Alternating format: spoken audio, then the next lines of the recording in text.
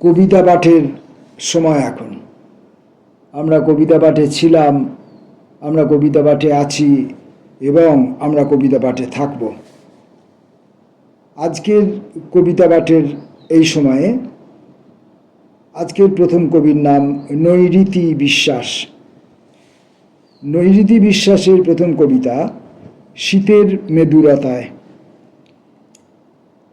আরও কিছুটা ক্ষয় না হয় জমুক ভিতরে, রক্তের মধ্যে দ্রুত হেঁটে যাক মহিনের ঘোড়াগুলি, রক্তপদ্ম তাজা হয়ে ফুটে উঠুক শতদলে। মোহন বাঁশি প্রসব যন্ত্রণার মতো তীব্রতায় বেজে চলেছে। ক্লান্তিহীন তবুও তমালের ডালে থেকেই যাব, যে বাসা রোদে জলে ভিজে পুড়ে আমার আমিকে যাবে লালন করেই।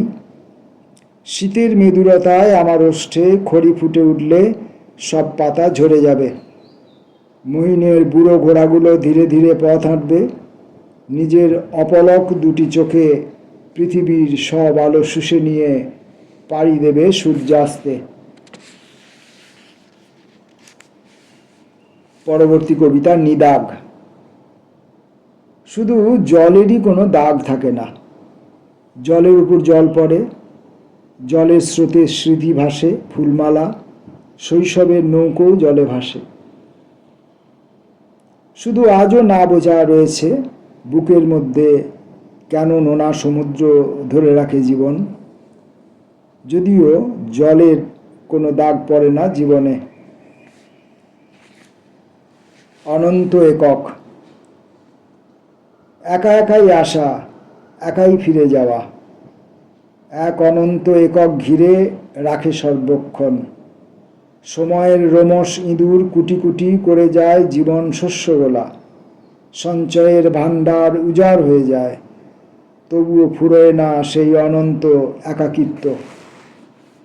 আসা যাওয়ার পথের ধারে শুধু নির্ভুল ফুটে থাকে নিবিড় সন্ধ্যা মালতী। নৈঋতি বিশ্বাসের কবিতা রাত্রির চন্দন সুবাস। আমাদের সব অন্ধকারের মধ্যে পারলে আলো জ্বালিয়ে দিও। তুমুল তুচ্ছতা আর বিচ্যুতিতে ভরে আছে সংসার, তবুও দিকচক্র বলে সন্ধ্যা নামলে প্রদীপ জ্বেলে দিও তুলসী মঞ্চে। হৃদয়ের শিকড়ে সেই কবেই জমেছে বিশ্বাস, যতটা মেঘ বৃষ্টি আনতে পারে তারও বেশি জলে ডুবেছে অন্তর, ভেসে গেছে হৃদয়ের একুল ওকুল। রাত্রির চন্দন সুবাস ছড়িয়েছে মননের অতলান্তে। পরবর্তী কবিতা মোহন সুর। মোহন বাঁশি যার দিকে ঝুঁকে আছে তার জীবনে মিশে আছে ব্যথার লিপিমালা। গভীর ক্ষতে রক্ত ঝরে অহর্নিশ, তবুও ডেকে যায় অমোঘ সে বাঁশি। যতক্ষণ প্রাণ আছে ততক্ষণ মরা যায় না, যতক্ষণ প্রাণ আছে ততক্ষণ মরা যায় না। মরতে মরতেও কানে বেজে চলে সে মোহন সুর, আমাকে পুনর্জন্ম দিও তুমি। নৈঋতি বিশ্বাসের শেষ কবিতা অশেষ। আসলে শেষ বলে কিছু হয় না। তুমি যেদিন শেষ ছুঁয়েছিলে সেদিনের পরেও চাঁদ উঠেছিল। বিধুর চন্দ্রালোকে ভিজেছিলাম অন্য এক আলোয়। আজ অনেক দিন পর আশ্বিনের শেষ বিকালের রোদ গায়ে মেখে মনে হলো কিছুই অকারণ নয়। জীবন অনিবার্য বাঁক নেবেই দিকশূন্য পুরের দিকে। জীবন অনিবার্য বাঁক নেবেই দিকশূন্য পুরের দিকে।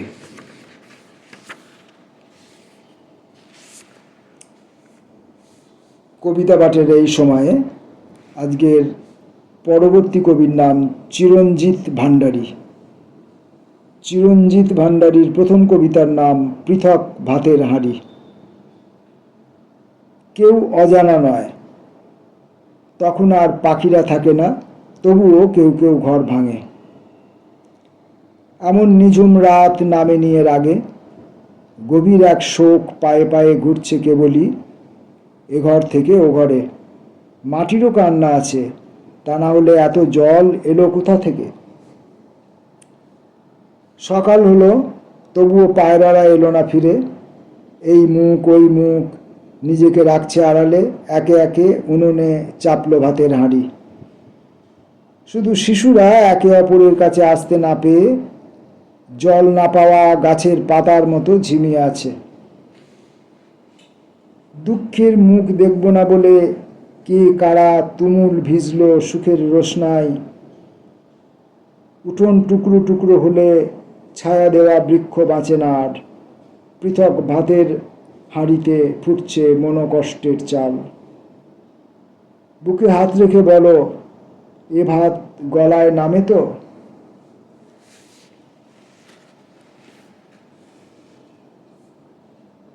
পরের কবিতা। এভাবে ভাঙলে একদিন। আমরা বড় হতে হতে এতটাই ছোট হয়ে গেছি যে ছোট হাঁড়িতে ভাত ফোটাই, খেতে বসি খুব হালকা হয়ে। নির্ঝঞ্ঝাট উঠোনে রং বেরঙের সুতো দিয়ে নকশি আঁকি চাদরে। ছেঁড়া জামা সেলাই করি, কে বলবে বোতাম ছিঁড়েছিল গতকাল? চারদিকে রং বেরঙের ফুলের গাছ দেখে কে বলবে এখানে জল জমে আছে? আলপনা যেন এই তো সবে আঁকা। অথচ সম্পর্কগুলো খুব ফুলেলভাবে ভাঙতে ভাঙতে কোথায় যে কোন খাদের কিনারে পা ঠেকবে জানি না। শুধু এভাবে ভাঙলে একদিন আর উঠোন থাকবে না। শুধু চোখ থেকে জল পড়লে ফোঁটা ফোঁটা, তাকে হাতের তালুতে ধরার কেউ কোথাও নেই। মাঝখানে কেবলই এক ভাঙন প্রবণতা ছাড়া। চিরঞ্জিত ভান্ডারীর কবিতা শাড়ি। উঠোন থেকে আলো খুঁটে নিচ্ছে দুটি শালিক। তখনও নয়নতারা পাতায় আধ ভাঙা শিশিরের জল। শুধু অভিমান এখনো হয়নি বাসি। নিষেধ না শুনে জ্বর গায়ে গিয়েছিল ঘাম বিকোতে গতকাল। তারপর থেকে যতবার বলতে গেছে কথা, দূরে দূরে সরে গেছে আদর। নাও, অনেক হলো রাগানু রাগ, এবার তো একটু হাসো। মন খুলে তাকিও না হয় একদিন চন্দ্রাবতী অবসরে। পুরুষটি যেভাবে রং ধরে যাপন উঠোনে, প্রতিটি প্রহরে নারীটি শরীরে জড়ায় সেই রাঙা শাড়ি। মনে পড়ে সে বছর সেই দিন তুমি বললে, আহা কি অপূর্ব চাঁদ নীলাভ আকাশে। একটু বসি গিয়ে নদীর পাড়ে। আমি তোমাকে বলেছিলাম তোমার সবচাইতে প্রিয় রঙের নীল শাড়িটা পরতে। যেই না তোমার খোঁপায় গুঁজে দিলাম লাল গোলাপ, শাড়ির রং হয়ে উঠল টুকটুকে লাল। ঘরকন্নার সংলাপ। অপরিমেয় তিক্ততার পরেও কেন যে এতটা গীতপ্রবণ জানি না। অপরিমেয় তিক্ততার পরেও কেন যে এতটা গীতপ্রবণ জানি না। জানতেও চায় না সন্তপ্ত বুকের পাঁজর। শুধু সেলাইয়ের ছেঁড়া ঢাকার অভিলাষ শাবক ডানা মেলার অপেক্ষায় ডাকে চিঁচি চিঁচি চিঁচি। এ অসুখ অল্পতেই সেরে ওঠে। কে বা মনে রাখে ক্ষতের উপর লবণের ছেটা? অভিযোগ যত ছিল ছড়ানো ছেটানো, ঠিক যেমন রাত্রির শেষে গৃহস্থালি জুড়ে খড়কুটো, দিনের আলো ফুটতেই পাখিদের পালক ঘষার বেলা। উঠোনের মুখে ভাতের হাঁড়ি যেন নীলাভ আকাশে কোজাগরি চাঁদ। মুখোমুখি বসে সেই কবেকার সুন্দর মুহূর্তকে সামনে রেখে দর্পণে কিছুটা সময়ের আহ্লাদে ডুব। মুঠো খুলতেই আগুল চুঁইয়ে বিষাদ জল টুপটাপ। এমন তো হওয়ার নয় যে বৃষ্টি কেবলই ভাষায় প্রাণবন্ত মৃত্তিকা শরীর। কিছু থাকে দুরন্ত ভাঙন, ঝেঁটিয়ে নিয়ে যায় মাঙ্গলিক আলপনা যত।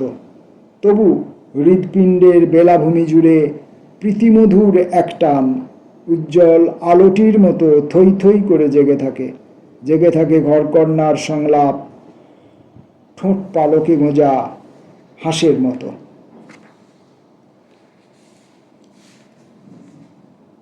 পরের কবিতা লবণ খোঁজের হাসি। সপ্তাহের পর চোখে লেগে থাকে একটি মৃত্যুর ছায়া, কানে বাজতে থাকে আর্তনাদ, নিরেট শোক ঢেউ, ঘুমের বিছানায় ভাতের থালা থেকে জলের গ্লাস অবধি। জীবনকে নিয়ে ভাবতে বসি, হাতের মুঠোয় উঠে আসে এত যে বেঁধে বেঁধে থাকা। আঁকলো হাতে লবণ খোঁজের হাসি, ঘরে ফিরতেই প্রিয় মুখ দেখার সুগভীর তৃষ্ণা, সব কি মূর্খের মতো বেগার খাটা।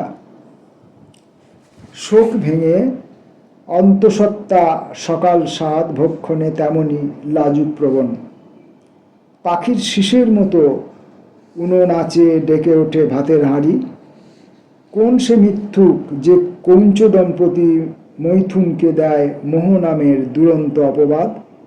এসো মায়া, সুন্দরের আসক্তিতে হই সম্পৃক্ত এমন, যেন কোনো দুর্বিনীত ঝড় পৃথক করতে না পারে দুটি হৃদয়ের জোর লাগা। মাটির পৃথিবীতে সংসারের মতো দ্বিতীয় কোনো জীবন্ত নয়, মৃত্যু আছে জেনেও বাঁধি ভালোবাসার ঘর। চিরঞ্জিত ভান্ডারীর শেষ কবিতাটি, কেঁদেছিল আমার মা। পায়রা ডানার মতো রোদ এসে বসল উঠোনের এক কোণে আমড়া গাছের ডালে। বয়স্ক প্রাচীরের গায়ে ফুটে থাকা দুটি নীল অপরাজিতা মায়ের মরার দিনে এমনই ফুটেছিল দুটি সাদা ফুল। তফাৎ বলতে আজ কৃষ্ণা চতুর্দশী। সন্ধ্যার পর কোথা থেকে এলো এত কালো মেঘ। ঝড়ের আকাশে কয়েকটি হলুদ পাতা উড়ে এলো রান্নাঘরে। আমি কি তা উনুনে দেব, নাকি আগামীর আলোয় নেড়েচেড়ে দেখব কতখানি দুঃখ পেলে পাঁজরও খসে যায় যন্ত্রণায়। সে বছর একে একে চাপালো হেসেল হাঁড়ি, যে মুখ ছিল মুখরিত পলকে হারালো কথা। কতবার কতভাবে চেয়েছি, তবুও তার বিষণ্ণ ঠোঁটে ফোটাতে পারিনি হাসি। সে শুধু বলতো, আমার বাম হাতটা যেমন ডান হাতটাও তেমন।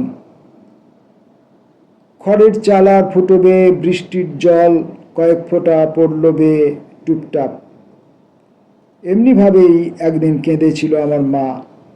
সেই থেকে উঠোন মাটি এতটাই ভেজা, শত রোদ্দুরেও শুকাতে পারিনি আজও।